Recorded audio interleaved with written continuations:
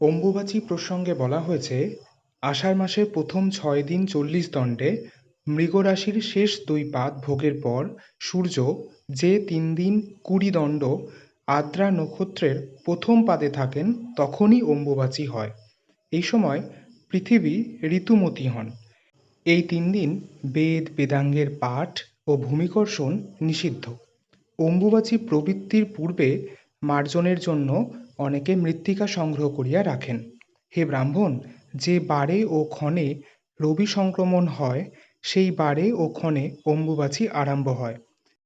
আদ্রা নক্ষত্রের প্রথম পাদে যে দুগ্ধপান করে রোষান্বিত তক্ষক তাহার কি অনিষ্ট করিবে। অর্থাৎ অম্বুবাচীতে দুগ্ধপান করলে সর্পভয় দূর হয়।